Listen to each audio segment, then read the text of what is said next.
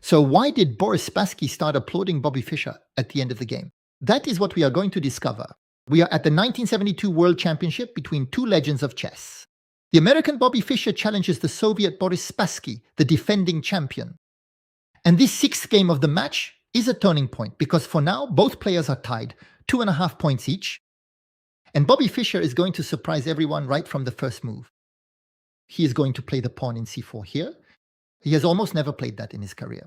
He has practically always started his games with the pawn in e4, this very concrete, direct move in the center. And there, he is going to surprise everyone with this move to c4, the flank pawn, which comes to control the central square d5. It's a total surprise for Boris Spassky, who is caught off guard. He absolutely did not expect Fischer to start with the move c4, because Fischer was a man of great principles. And from the moment he had considered that the pawn on e4 was the best move, according to him, well, he would play that move all the time throughout his career. But here, there you go, he surprises with c4. So Boris Spassky is a bit out of his opening preparation. He will play e6, knight to f3, d5, and there, the pawn to d4. Bobby Fischer is not afraid that Boris Spassky will take the pawn. Besides, he's not going to do it. He will play knight to f6, because if the black pawn takes on c4, that pawn on c4 moves away from the center, and it is quite easy to recover. Besides, one could play queen a4, the fork immediately, but often white prefer to advance the e-pawn so that the bishop recovers the pawn on c4.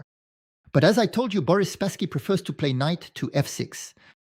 This triples the defense of the d5 pawn, and then the knight comes to double the surveillance of the critical central square e4. Bobby Fischer responds with knight c3. He continues to put pressure on the d5th pawn, and the knight could, why not, a little later, support the push to e4. Black play bishop, e7, the bishop develops to g5, Boris Spassky castling first, and e3 is played, freeing the bishop on f1. h6, black questioned the bishop on g5. But for Bobby Fischer, it is not the time to give up this bishop on a black square, to trade it for the knight. He prefers to retreat to h4 and keep this pressure on f6. And there Boris Spassky plays b6. The b-pawn can support the c-pawn to play c5 and attack the central pawn. And then, why not free up the b7 square for the bishop? And then a series of exchanges will follow. Bobby Fischer takes d5.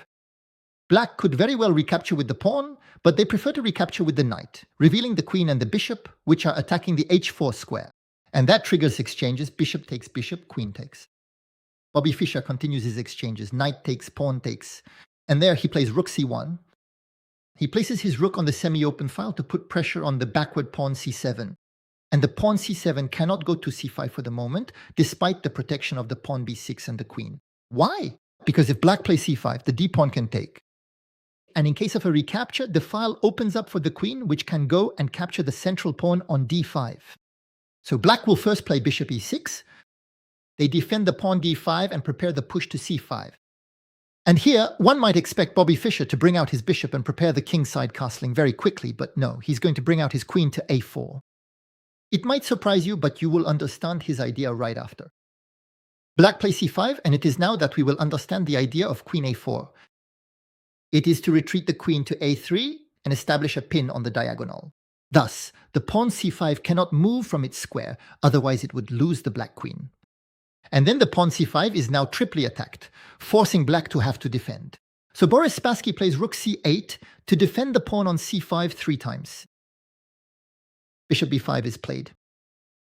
Pawn on a6 attacks the bishop, but Fischer does not retreat his bishop because he has this pin on the diagonal of the pawn c5. But in reality, there is also the pin on the a file of the pawn a6, which cannot actually take the bishop without losing the rook. And so Fischer is going to take on c5 for the first time, recapture by the pawn, and he is now going to kingside castling, still taking advantage of the 2 pin of the black pawns. Rook a7 is played, unpinning the 2 black pieces with a single move. Now the rook a7 is defended by the queen, and the queen on e7 is defended by the rook. So we are threatening to take this bishop. The bishop therefore retreats to e2. The knight can develop to d7. And there, knight d4 is played, still taking advantage of the pin of the pawn on c5. That is why Boris Spassky retreats the queen to f8, so that it is protected. And the pawn c5 is now really threatening to capture the knight.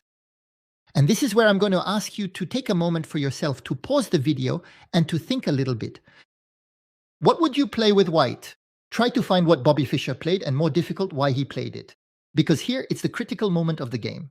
This is where Bobby Fischer is going to set up his entire winning plan. He is going to create imbalances that he will then exploit until the end of the game. Go ahead, you can pause the video. So what would you do? With the knight being attacked, we'll probably think about moving it or trading it. And Bobby Fischer is going to play knight takes bishop. And look closely at the imbalance. Let's try to understand. Knight takes, pawn takes. What happened? Bobby Fischer traded a knight for a bishop on a white square. So he is the only one who has the bishop on a white square. And plans in chess feed on imbalances in a position. It's not just the imbalance of the bishop against the knight. There is also the imbalance of the pawn structure.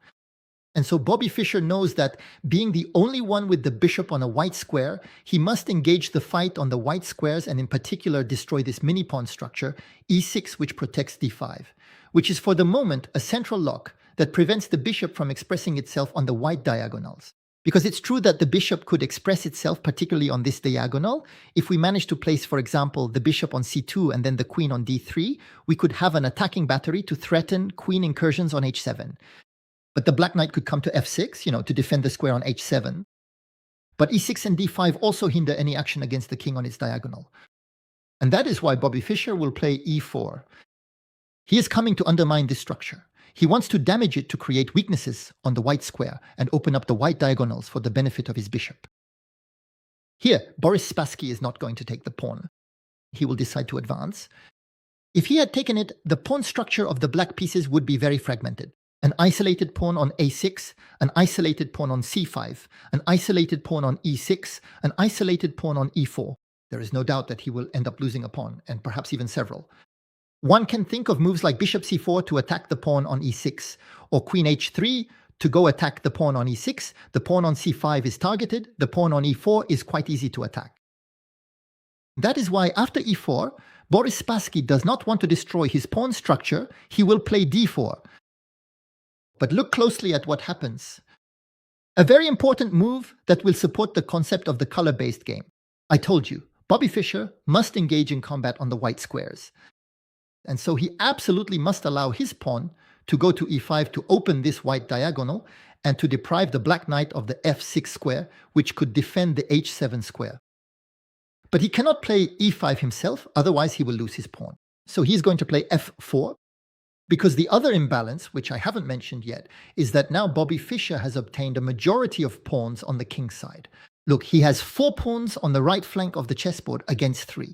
And the idea is to establish pressure on the diagonal. Why not a move like bishop c4, then queen h3 to go attack the pawn on 6, but also to manage to play e5 and put pressure on that diagonal by placing the bishop on c2 and the queen on d3, as I told you earlier.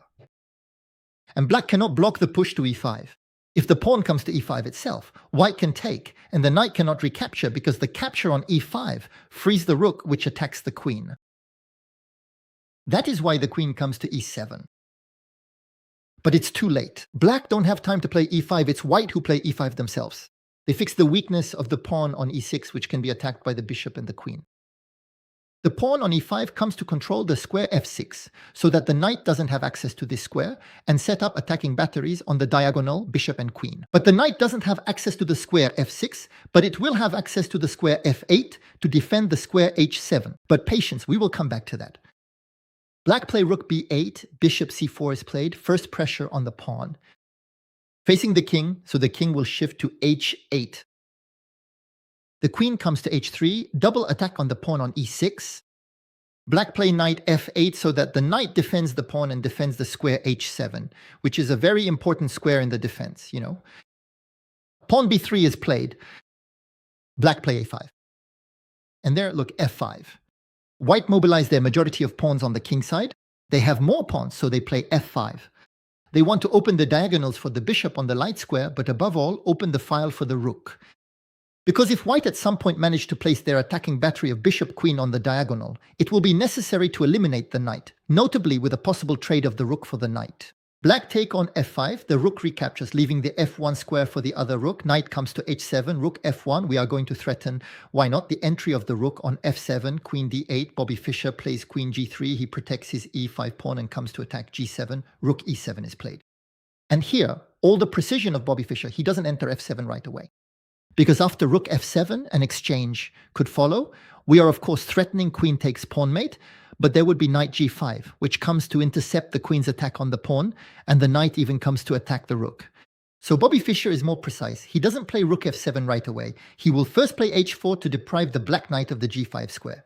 Black still have time to play rook b7 to double the protection of the square on f7 and prevent white from taking control of this square. But the pawn advances to e6.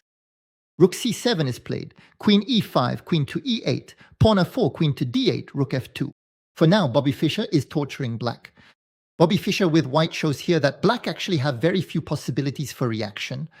They are waiting to see how Bobby Fischer will ultimately conclude the game because he has a very dominant position.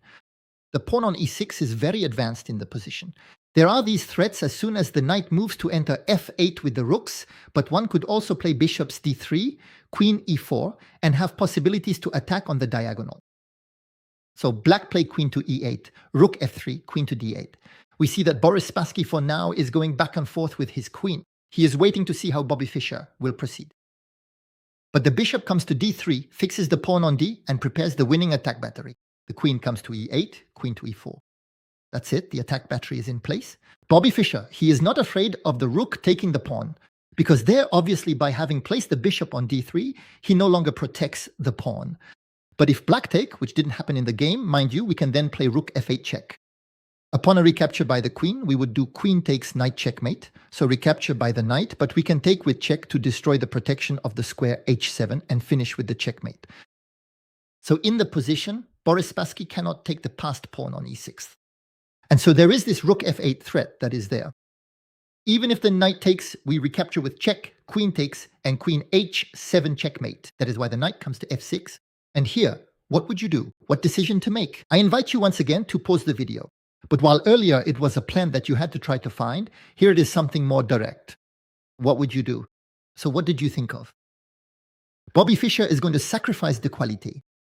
He's going to play here rook takes knight, because afterwards, pawn recaptures, everything recaptures. Admittedly, he is down an exchange, meaning that Boris Spassky has a rook while he only has a light squared bishop. But in reality, the light squared bishop is much more important than any rook.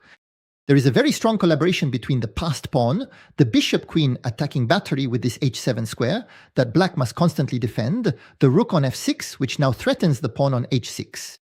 And so it is true that black have an extra rook, but the bishop doesn't pale in comparison at all, even though it is a light squared bishop against the black pieces, and the black king is deprived of a safe shelter. As for the sixth pawn, it ultimately paralyzes the black side's possibilities for reaction. So here Boris Spassky played king g8, bishop c4. The king returned to h8, queen f4, and finally black resigned. At this point, there is no way to avoid disaster. We can already see the threat of rook f8. And on queen takes back, and we win the queen with a mating attack against the black king.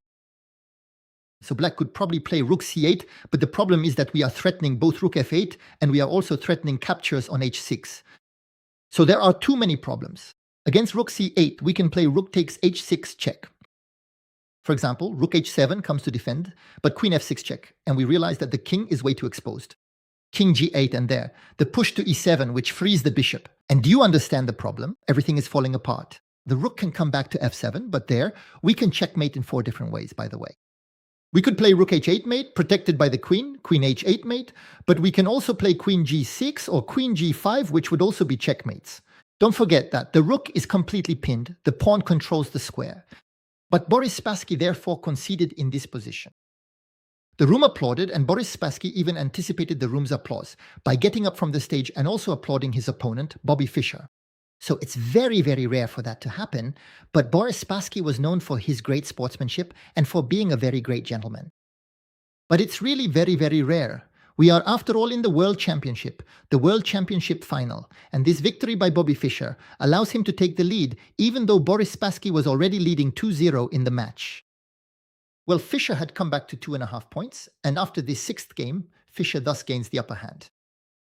So psychologically, it's a very tough moment for Spassky, who still has the sportsmanship to go and applaud Bobby Fischer. Bobby Fischer leaves the stage quite quickly, but he reportedly said, "Did you see what he did?" referring to Boris Spassky's applause. The rest of this World Championship, as you certainly know, saw the triumph of Bobby Fischer. There were still many games, but no more victories for Spassky. I believe there were 4 more victories for Bobby Fischer, with some draw-draw games, and Bobby Fischer became world champion in 1972. But unfortunately for chess, as you know, he eventually retired from our beautiful game. Well, tell me in the comments what you thought of the game. I will read your comments and then we will meet again soon for new videos. Don't forget the thumbs up though, okay? All right, see you soon.